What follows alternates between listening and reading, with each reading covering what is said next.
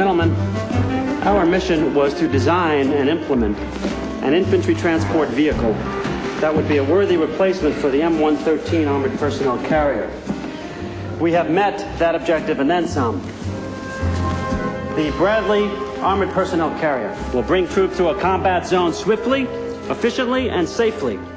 It will hold 11 men, plus a driver, and features a 20-millimeter cannon, which will provide ample firepower and at the same time flexibility.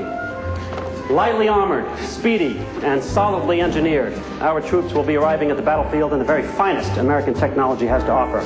And at $1.5 million per, a real bargain. Nice work, Colonel.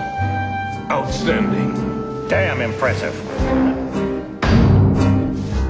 In other words, it was designed to be a big taxi cab, drive guys to the battlefield and go back home. But how did it end up with a turret on top?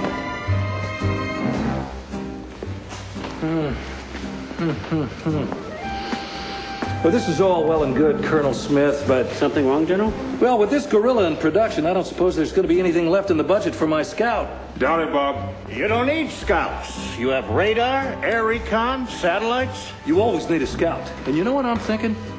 Why couldn't this thing serve as a scout? But it's a troop carrier, General. But this is a speedy vehicle. Why can't it be both? Well, for one thing, it's too big. And for the other, you can't really see out all that much from inside. Sounds like a design flaw to me. Design flaw? No. No, we'll just stick a turret on top with lots of opticals. But then, sir, it'll be even bigger. Well, what's your problem, Smith? Not elegant enough for you? Well, the thing is, General, it's kind of hard to do a sneak and peek when you're over 10 feet tall. He's got a point, Bob. Well, all I know is we need a scout. This is fast enough to do the job, and it's funded. Well, actually, we're a hair over budget. You turned the Bradley into a scout. We're going to be selling them off to some El Presidente de Chimichanga in no time. Anything for surveillance ends up south of the border before the paint even dries. When you needed that anti-aircraft gun, who backed you up on that? You did, Bob. And who testified to appropriations on behalf of that gun? You did, Bob. I'm talking to appropriations next week. Now, do I sell you on my scout or do I not? You did, Bob. And how about some portholes along the side for individual firearms so the fellas can stick out their guns and shoot people? Good. And you know what, Colonel? We already have the turret. We ought to get the biggest bang we can up there. I'm sorry, bang, sir? You can't hurt anybody with that pansy-ass gun. Add on some firepower. Where am I supposed to fit the extra ammo? I don't know. Can't you just shift things around? Make some room. You already got 4,400 rounds of machine gun ammo. Now you want to add 25-millimeter shells. General wants his ammo. You can't have his ammo, not unless he runs alongside this thing carrying it. Well, can't you just squeeze it in? No. Oh, come on, just squeeze it in. We're not trying on Levi's here, Colonel. Are you telling me that in a vehicle this size you can't find room for a few rounds of ammunition? Not in its current configuration, no, sir. So the configuration's wrong. There must be something you can dump. Dump, sir? Something you don't need. General, the interior is very spare. Besides the ammunition and the men... Maybe you can leave one of the fellows behind. With the ammo where the men go. Sir, it is a troop carrier. So, make a couple extra trips. What's the difference?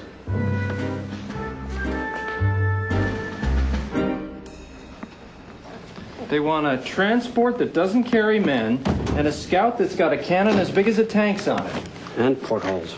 Oh, great, portholes. So the guys can shoot out whatever they can't hit with their cannon. You don't have to buy the damn thing, Jones. Just draw it.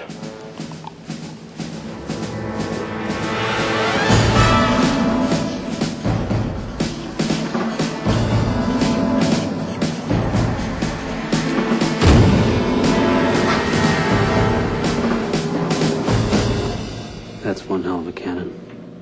That's a problem. Why? You go out in the battlefield with this pecker sticking out of your turret, and the enemy's going to unload on you with all they got. Might as well paint a big red bullseye on the side. But it's a troop carrier, not a tank. Do you want me to put a sign on it in 50 languages? I'm a troop carrier, not a tank. Please don't shoot at me.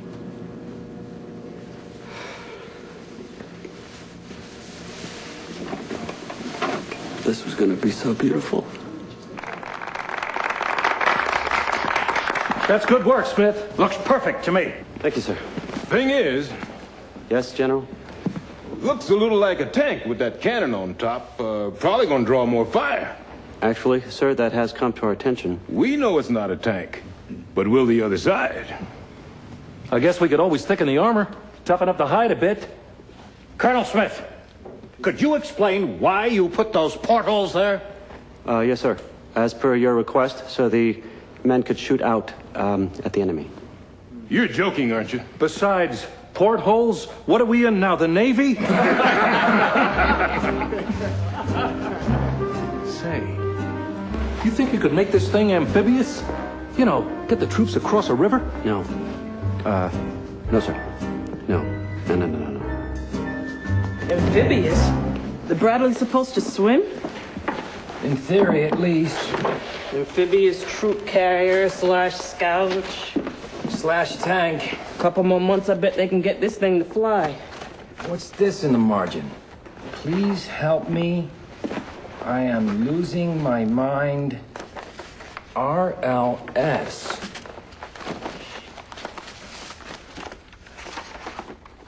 Lieutenant Colonel Robert Laurel Smith, head of oversight and development. Aluminum. This thing's got an aluminum skin. Huh? Anything an enemy tank fires at is gonna go through it like a hot knife through butter. We're doing the specs on using steel rather than aluminum. Of course, steel is much heavier than aluminum, so it won't go as fast. No, we can't lose speed. We lose speed, it won't work as a scout vehicle. It won't keep pace with the M1 tanks either. Thicker armor's a reactive measure. Let's think proactive here. I say equip the thing with anti-tank missiles.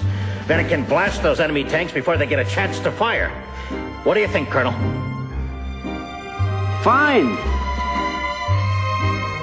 Anti-tank missiles? I don't know. Where do I put them? The men will have to wear the missiles as hats. I don't know, Jones. That's why you get paid the big bucks.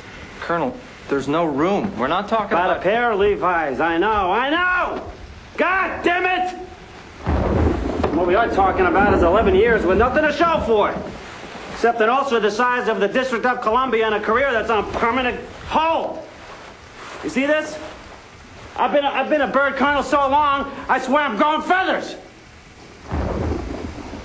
Now, if you have to design hats to hold those goddamn missiles, then just do it.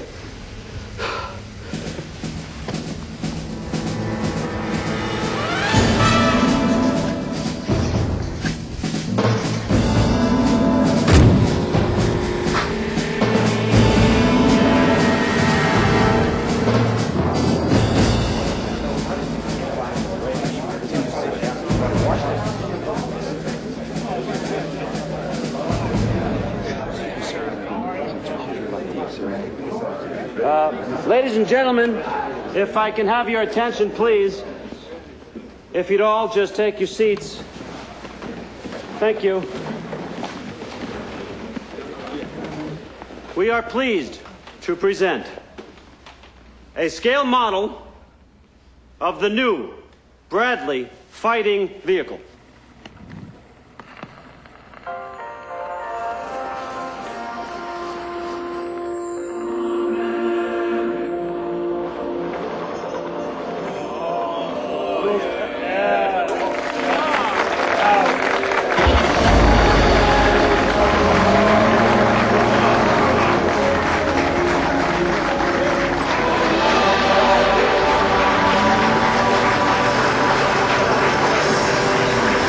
Featuring scout, troop transport, and anti-tank capabilities. It carries 6 men. How many was it supposed to carry? 11. Bradley is outfitted with the most sophisticated surveillance equipment ever developed. It is also equipped with a rapid-fire cannon and an anti-tank rocket launcher. Which means it's loaded with 1,500 shells and 10-tow anti-tank missiles. So in summation, gentlemen, what you have before you is a troop transport that can't carry troops, a reconnaissance vehicle